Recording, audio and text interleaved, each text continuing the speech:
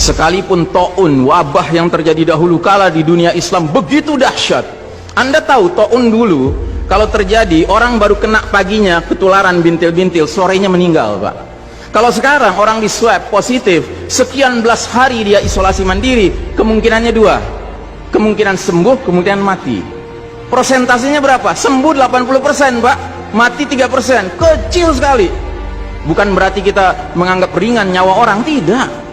Cuman saya ingin menggambarkan betapa taun dahulu lebih dahsyat daripada yang so-called pandemi, yang lebih cocok disebut plandemi ini. Direncanakan ini, Pak. Yang karenanya kalau kita lihat sejarah, sekalipun dahsyat taunnya dahulu kala, nggak ada cerita, Pak, sholat berjamaah berubah tata cara pelaksanaannya, nggak ada. Kenapa kita harus berubah? Dan saudaraku rahimakumullah, kami cuma mengingatkan beberapa pesan dari Nabi SAW tentang sholat ini. Yang pertama, Nabi mengatakan, sallu kama ra'aitumuni usolli. Sholatlah kalian sebagaimana kalian melihat aku sholat. Ini sudah kata mati, Pak. Ini kunci, Pak. Kunci ini. Makanya para ulama fikih memutuskan nggak boleh dikerjakan sembarangan, nggak boleh. Apalagi setelah dia ada aturannya, terus kita berkreativitas menyangka itu lebih baik untuk keselamatan dunia kita, sementara kita tidak peduli dengan keselamatan akhirat kita.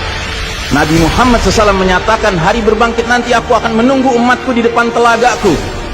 Aku akan bisa membedakan siapa umatku, siapa yang bukan. Umatku adalah mereka yang wajahnya, tangannya, kakinya bercahaya bekas wudhu. Tapi ketahuilah, ada sejumlah orang wajahnya bercahaya, tangannya bercahaya, kakinya bercahaya. Aku panggil mereka, tapi dihalau sama malaikat, tidak boleh mendekat. Aku panggil lagi, tapi dihalau sama malaikat. Akhirnya malaikat menjelaskan, ya Muhammad, mereka telah merubah ajaranmu setelah engkau wafat.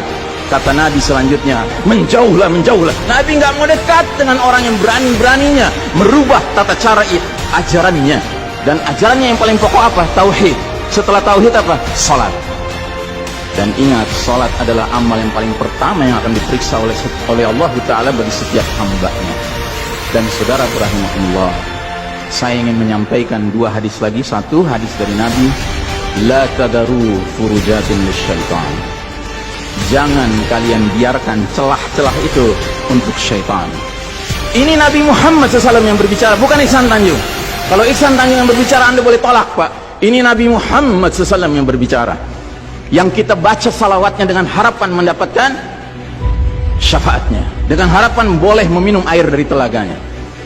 Jadi kata Nabi apa? Jangan biarkan celah-celah itu menjadi tempatnya syaitan. Hari ini tidak sedikit masjid bahkan memuliakan syaitan, memberi tanda di mana syaitan hendaknya berada. Na'udzubillahi min dzalik.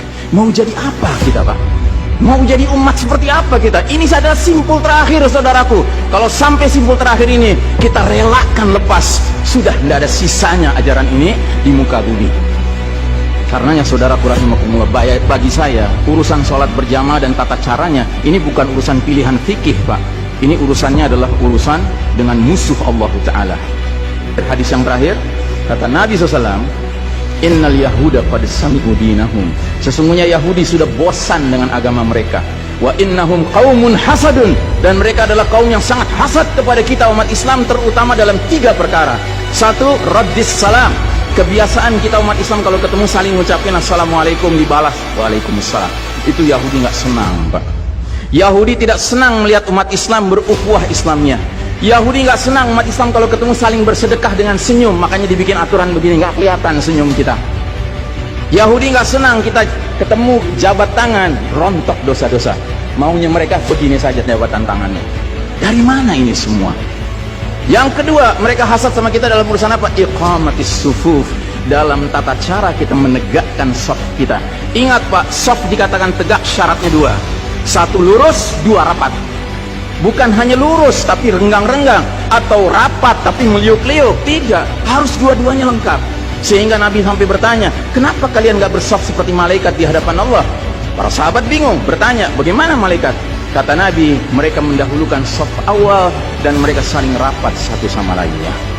Jadi Nabi itu bangga kalau umat Islam sholatnya seperti para malaikat di hadapan Allah Ta'ala. Harusnya itu menjadi kebanggaan kita juga.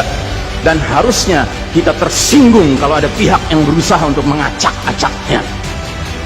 Dan yang terakhir, yang ketiga, Yahudi itu hasad sama kita dalam urusan apa? Dalam urusan umat Islam, di belakang imam sholat wajibnya mengucapkan amin. Makin keras suara amin itu, makin geram mereka.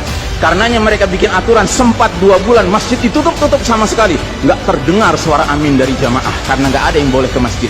Tapi sekarang setelah dibolehkan, masjid yang bisa muat 2000 orang, cukup 500 orang, cukup 700 orang. Supaya apa? Sekurang-kurangnya aminnya bisa berkurang. Maka sekarang pertanyaan besarnya adalah, untuk siapa kita sholat? Atau untuk mereka?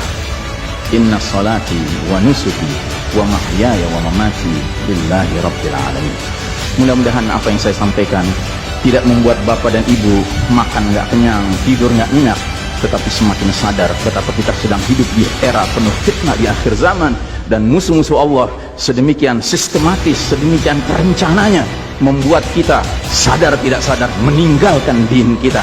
Yang paling mengerikan kalau sampai sudah nggak ada perasaan lagi risau dengan ini semua. Karena apa? Nabi bersabda, siapa lihat kemungkaran ubah dengan tangan, nggak bisa dengan lisan, nggak bisa dalam hati. Dalam hati itu maknanya apa? Ingkari itu sebagai kebenaran, itu mungkar. Dan itu kata Nabi selemah-lemahnya iman.